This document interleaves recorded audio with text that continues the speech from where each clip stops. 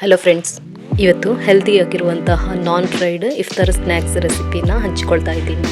ಇದನ್ನು ಮೈದಾ, ಗೋಧಿ, ರವೆ ಏನು ಉಪಯೋಗಿಸದೆ ರೈಸ್ ಫ್ಲೋರಲ್ಲಿ ಮಾಡ್ತಾ ಇದ್ದೀನಿ ಹಾಗೂ ಕಡಿಮೆ ಎಣ್ಣೆ ಉಪಯೋಗಿಸಿಕೊಂಡು ಹೆಲ್ದಿಯಾಗಿ ಮಾಡ್ತಾ ಇದ್ದೀನಿ.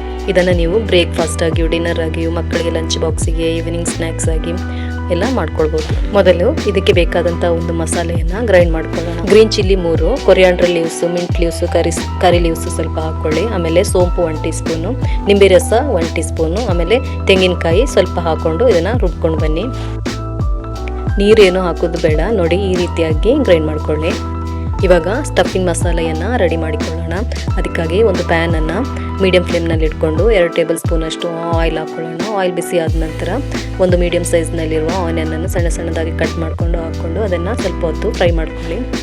ಇದು ಟ್ರಾನ್ಸ್ಪರೆಂಟ್ ಆದ ನಂತರ ಇದಕ್ಕೆ ginger garlic paste 1 tea spoon ಅಷ್ಟು ಹಾಕ್ಕೊಂಡು ಇದರ ಹಸಿ ವಾಸನೆ ಹೋಗೋ ತನಕ ಫ್ರೈ ಮಾಡ್ಕೊಳ್ಳಿ. ಇವಾಗ ಇದಕ್ಕೆ ಬೇಕಾದಂತಹ ಮಸಾಲ ಹುಡಿಗಳನ್ನು ಹಾಕ್ಕೊಳ್ಳೋಣ. ಉಪ್ಪು ರುಚಿಗೆ ತಕ್ಕಷ್ಟು, turmeric powder 1/2 teaspoon, garam masala 1/2 teaspoon, pepper powder 1 teaspoon, ಆಮೇಲೆ 1 ಟೀ ಸ್ಪೂನ್ ಚಿಲ್ಲಿ ಪೌಡರ್ ಹಾಕ್ಕೊಂಡು ಅದನ್ನು ಚೆನ್ನಾಗಿ ಮಿಕ್ಸ್ ಮಾಡ್ಕೊಳ್ಳಿ. ಬಾಯ್ಲ್ಡ್ ಚಿಕನ್ ಒಂದು 50 ಗ್ರಾಮ್ ಅಷ್ಟು ಅದನ್ನು ಶ್ರೆಡ್ ಮಾಡಿಕೊಂಡು ಹಾಕ್ಕೊಳ್ಳಿ. ಚಿಕನನ್ನು ನೀವು ಮೊದಲೇ ಉಪ್ಪು ಮತ್ತು ಟರ್ಮರಿಕ್ ಪೌಡರ್ ಹಾಕ್ಕೊಂಡು ಬೇಯಿಸಿ ಆಮೇಲೆ ಗ್ರೈಂಡರ್ನಲ್ಲಿ ಅಥವಾ ಚಾಪರಲ್ಲಿ ಚಾಪ್ ಮಾಡಿಟ್ಕೊಳ್ಳಿ. ಇದನ್ನು ಸ್ವಲ್ಪ ಹೊತ್ತು ಚೆನ್ನಾಗಿ ಫ್ರೈ ಮಾಡ್ಕೊಳ್ಳಿ. ಮಸಾಲೆ ಎಲ್ಲ ಹಿಡ್ಕೊಳ್ಳುವ ಹಾಗೆ ಸ್ವಲ್ಪ ಹೊತ್ತು ಅದನ್ನು ಚೆನ್ನಾಗಿ ಫ್ರೈ ಮಾಡ್ಕೊಳ್ಳಿ. ಇವಾಗ ಕೊನೆಯದಾಗಿ ನಾವು ಗ್ರೈಂಡ್ ಮಾಡಿಟ್ಕೊಂಡಂತಹ ಮಸಾಲೆಯನ್ನು ಹಾಕಿ ಚೆನ್ನಾಗಿ ಮಿಕ್ಸ್ ಮಾಡಿಕೊಂಡ್ರೆ ನಮ್ಮ ಸ್ಟಫಿಂಗ್ ಮಸಾಲ ರೆಡಿಯಾಗಿದೆ. ನೋಡಿ, ಇವಾಗ ಇದು ರೆಡಿಯಾಗಿದೆ. ಇದನ್ನು ಕವರ್ ಮಾಡಿಕೊಂಡು ಒಂದು ಸೈಡಲ್ಲಿ ಇಟ್ಕೊಳ್ಳೋಣ. ಇವಾಗ ಇದಕ್ಕೆ ಬೇಕಾದಂತಹ ಒಂದು ಹಿಟ್ಟನ್ನು ರೆಡಿ ಮಾಡ್ಕೊಳ್ಳೋಣ. ಅದಕ್ಕಾಗಿ 1.5 ಕಪ್ಪಷ್ಟು ರೈಸ್ ಫ್ಲೋರ್ ತಗೊಳ್ಳುವಾಗ ನೀವು ರೈಸ್ ಬತ್ತಿರಿ ಫ್ಲೋರು ಅಂತ ಬರುತ್ತೆ, ಅದನ್ನು ತಗೊಳ್ಳಿ. ಅದಾದರೆ ತುಂಬ ಚೆನ್ನಾಗಿ ಬರುತ್ತೆ. ಇಲ್ಲಾಂದರೆ ಖಾಲಿ ರೈಸ್ ಫ್ಲೋರ್ ಆದರೆ ನೀವು ಅದಕ್ಕೆ ಸ್ವಲ್ಪ ಬಾಯ್ಲ್ಡ್ ರೈಸನ್ನು ರುಬ್ಕೊಂಡು ಹಾಕ್ಕೊಳ್ಳಿ. ಆಮೇಲೆ 3 ಟೇಬಲ್ ಸ್ಪೂನ್ ಅಷ್ಟು ರವೆ ಹಾಕ್ಕೊಳ್ಳಿ. ಆಮೇಲೆ ರುಚಿಗೆ ತಕ್ಕಷ್ಟು ಉಪ್ಪು. ರವೆ ಯಾಕೆ ಹಾಕೋದಂದರೆ ಇದು ಹಿಟ್ಟು ಸ್ವಲ್ಪ ಸ್ಟಿಫ್ ಆಗಿ ಬರುತ್ತೆ, ಅದಕ್ಕೋಸ್ಕರ. ಆಮೇಲೆ ಹಿಟ್ಟು ಕಲಿಸೋದಕ್ಕೆ ಬೇಕಾದಷ್ಟು ನೀರು ಹಾಕ್ಕೊಂಡು, ನೀರು ರೂಮ್ ಟೆಂಪ್ರೇಚರಲ್ಲಿರುವ ನೀರೇ ಸಾಕು, ಅದನ್ನು ಹಾಕ್ಕೊಂಡು ಹಿಟ್ಟನ್ನು ಚೆನ್ನಾಗಿ ಸ್ಮೂತ್ ಆಗೋ ತನಕ ಕಲಿಸ್ಕೊಳ್ಳಿ. ಇನ್ನು ನಮ್ಮ ಚಾನಲನ್ನು ಸಬ್ಸ್ಕ್ರೈಬ್ ಮಾಡದೆ ನೋಡ್ಕೊಳ್ತಾ ಇದ್ರೆ ಪ್ಲೀಸ್ ಸಬ್ಸ್ಕ್ರೈಬ್ ಮಾಡ್ಕೊಳ್ಳಿ. ವಿಡಿಯೋ ಇಷ್ಟವಾಗೋದಾದರೆ ಒಂದು ಲೈಕ್ ಕೊಟ್ಟು ಸಪೋರ್ಟ್ ಮಾಡಿ. ಹಾಗೆ ಫ್ರೆಂಡ್ಸ್ ಫ್ಯಾಮಿಲಿಗಳಿಗೆ ಶೇರ್ ಮಾಡ್ಕೊಳ್ಳಿ.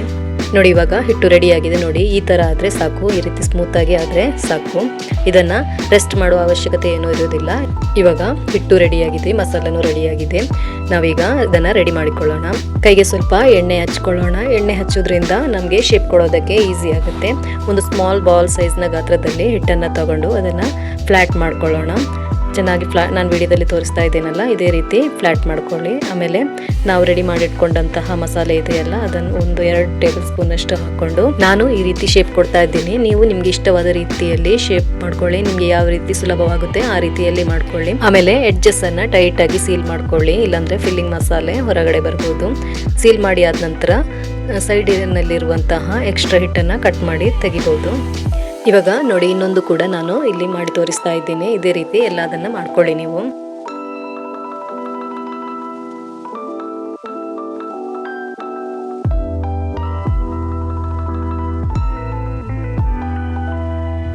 ಇದನ್ನು ನಾವು ಸ್ಟೀಮ್ ಮಾಡ್ಕೊಳ್ತಾ ಇದ್ದೀವಿ. ಅದಕ್ಕಾಗಿ ನಾನು ನೀರನ್ನು ಮೊದಲೇ ಬಿಸಿಯಾಗೋದಕ್ಕೆ ಇಟ್ಕೊಂಡಿದ್ದೀನಿ.